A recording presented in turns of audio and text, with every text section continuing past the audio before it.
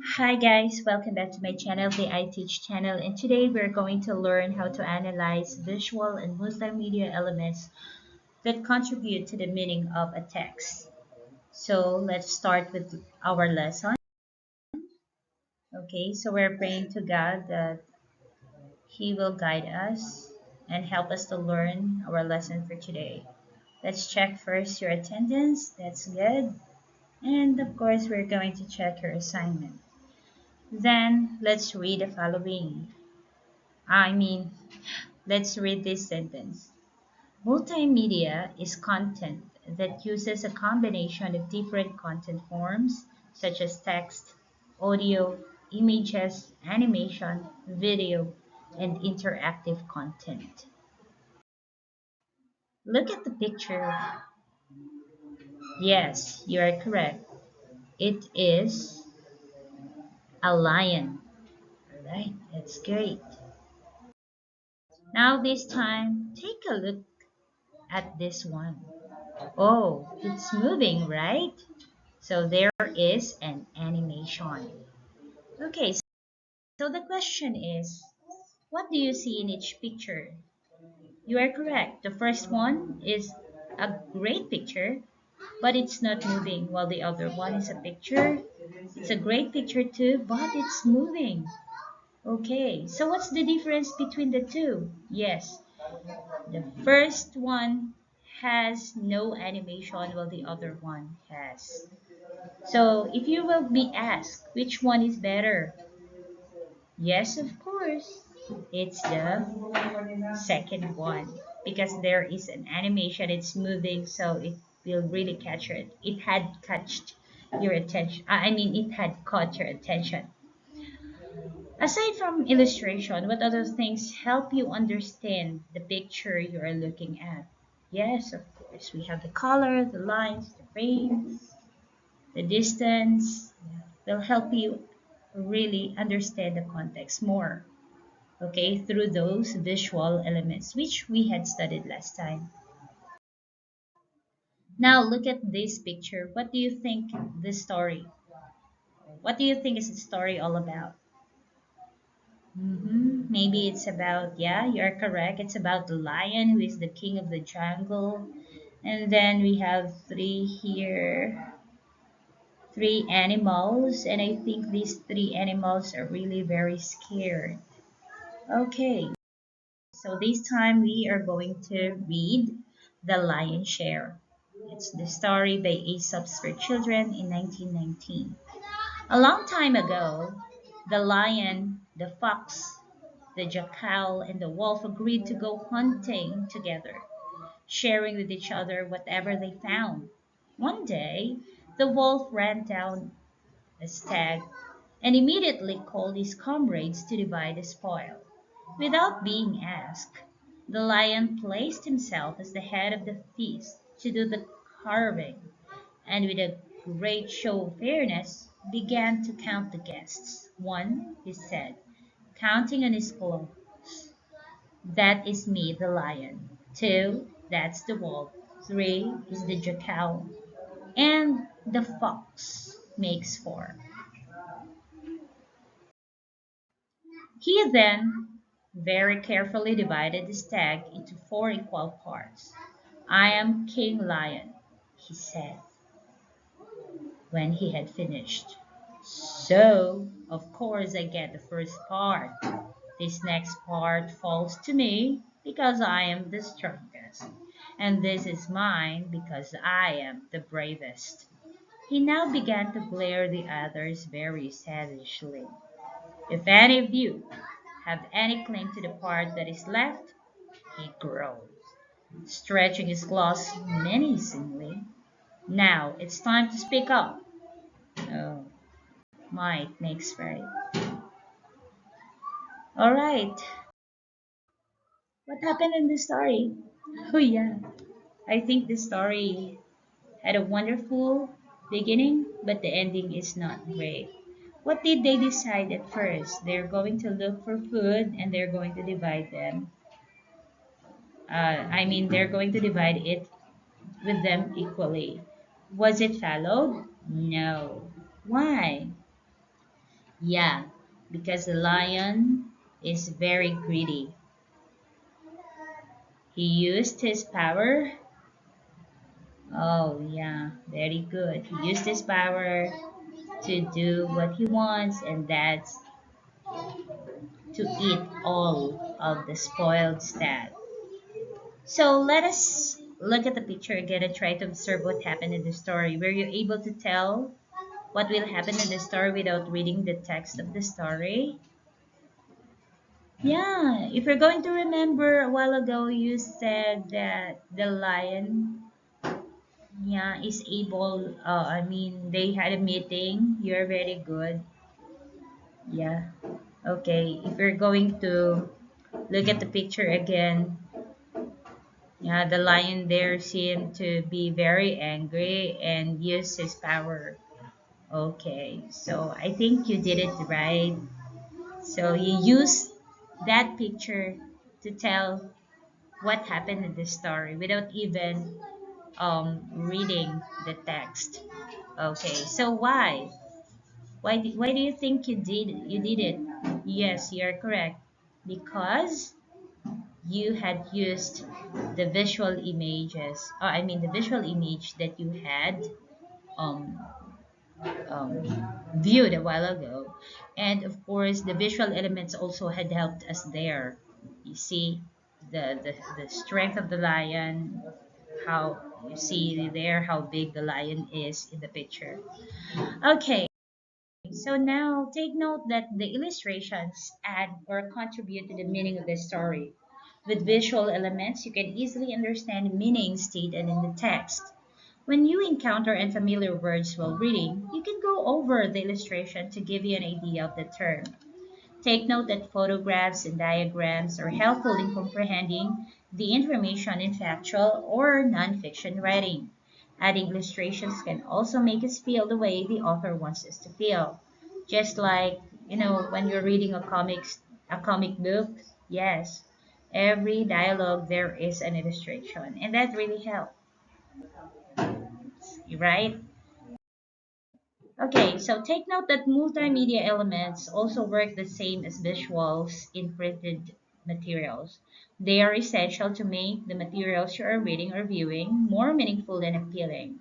Here are the elements that help you to analyze the meaning of the text. So we have here the frame, the lines, the colors, the distance, and the gaze. So when we say frame, okay, through framing, you will be able to learn the subject of a certain picture.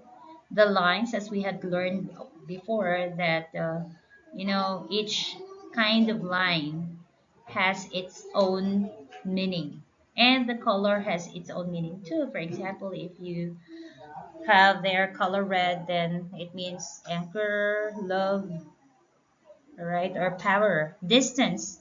Of course, when it's very far, the picture is small, but when it's too near, then it's bigger. And the gaze, you have to look at the eyes. In the picture a while ago, you can sense there that the lion is really angry because of its gaze. Okay, if you're going to look at the eyes of the lion. All right, so right now you're going to choose the letter of the correct answer. I am the king of the lion, so of course I get the first part. The next part falls to me because I am the strongest. And this is mine because I'm the bravest. The tone implied is A, angry, B, arrogant, C, cruel, D, sincere. So what's the answer? It's,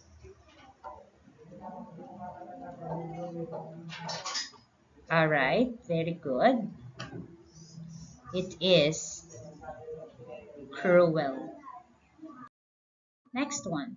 If any of you have claim to the part that is left, he growled, stretching his claws menacingly. Now it's time to speak up. The illustration showing the lion's claws helps the reader to A. Identify the characters of the story. B.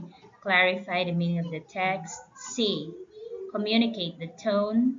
D. Enhance the imagery.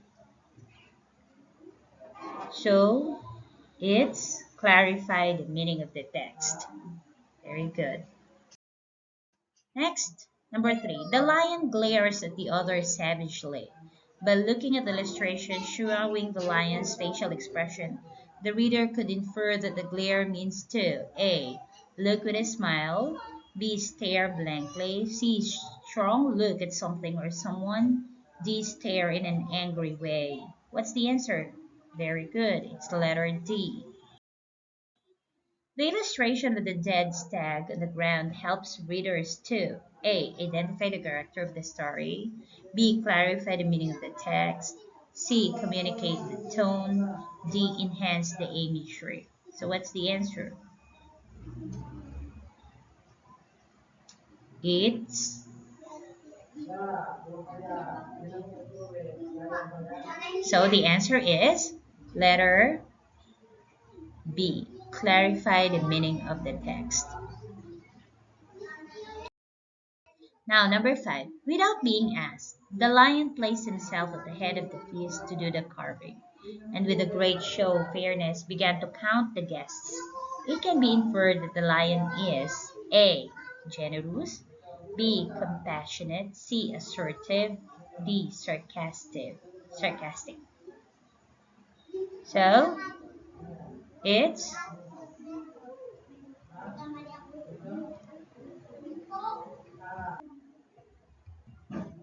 so it is sarcastic.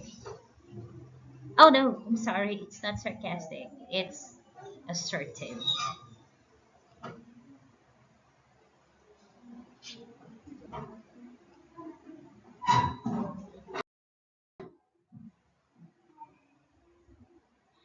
Now we are going to listen to this story.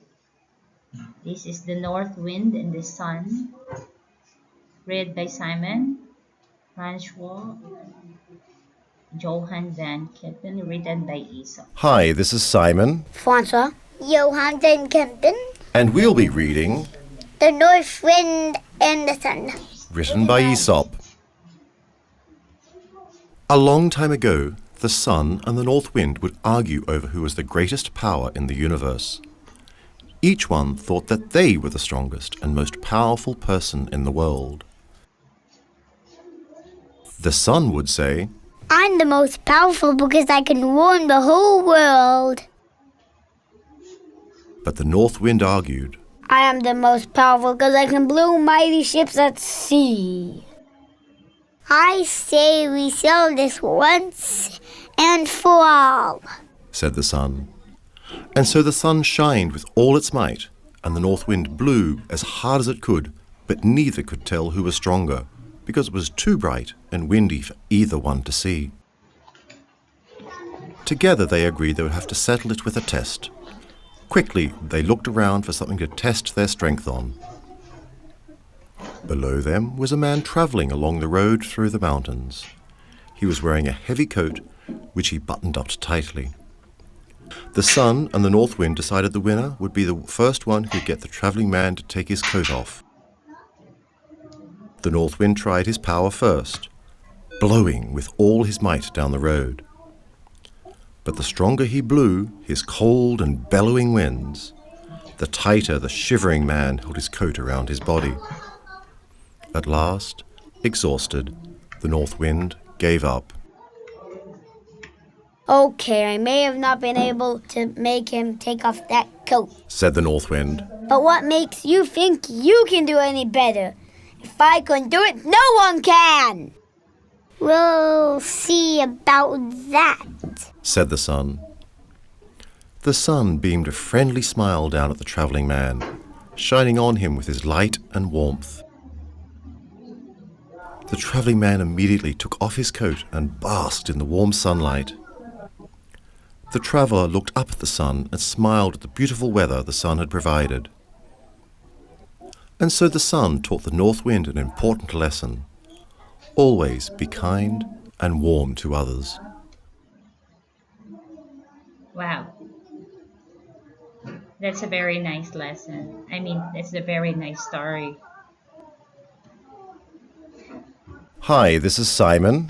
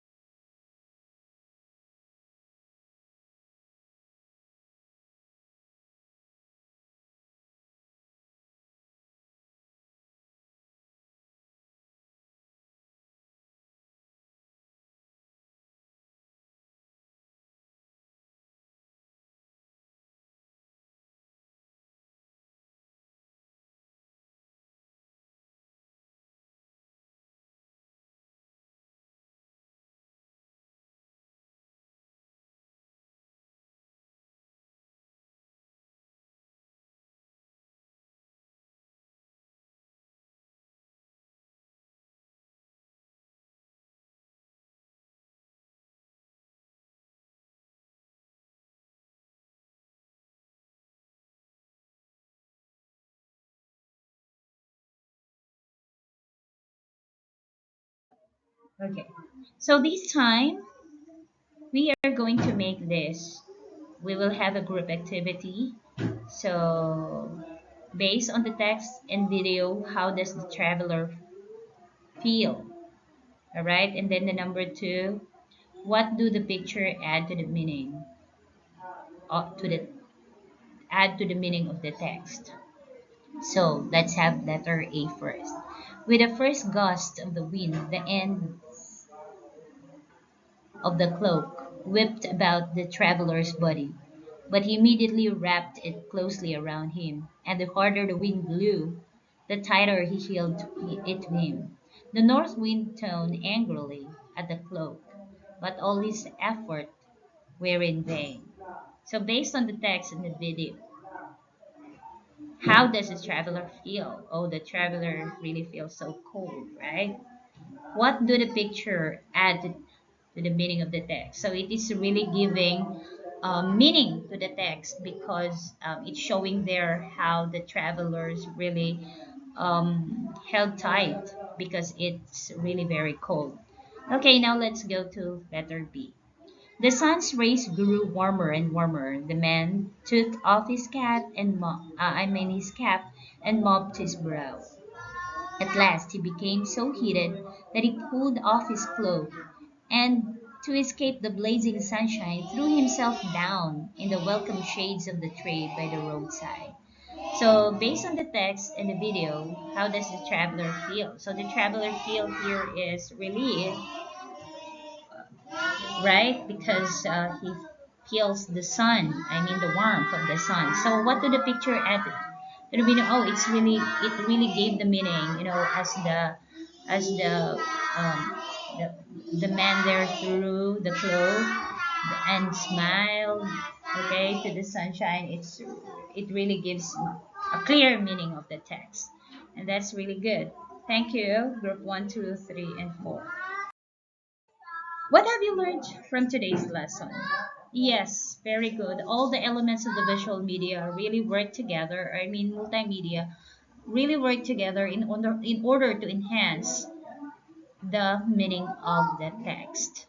So without them, maybe the the meaning of the text could be, not vague to others, right? Especially for those who cannot comprehend. So the pictures, the video, the sounds can give really a clear meaning of the text.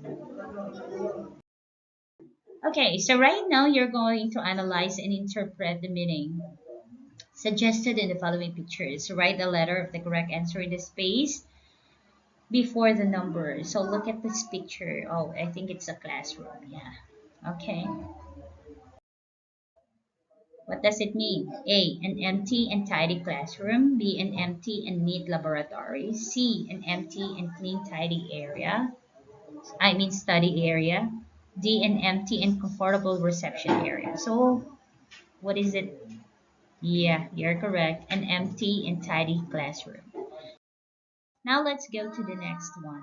Oh, yeah. Look at the picture carefully. All right, so what does it mean? A. People gathered for a funeral. B. People gathered for a wedding. C. People gathered for a Santa Cruzan. D. People gathered for a Holy Week procession. And what's the answer? Correct. It's letter D. Now let's go to the next one. Wow, it's a great picture. Take a look at it carefully. A. Spending free time at the park is boring. B. Spending free time at the park is relaxing. C. Spending free time at the park is annoying. D. Spending free time at the park is a waste of time. So it's letter B.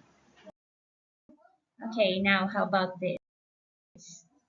A. Holy Trinity Church is stunning. B. Quiapo Church is a famous church. C. Manila Cathedral is a majestic one. D. Pauayan Church is among the UNESCO World Heritage Sites. So, of course, this is very common. It's just our neighbor. Letter A is the answer. All right.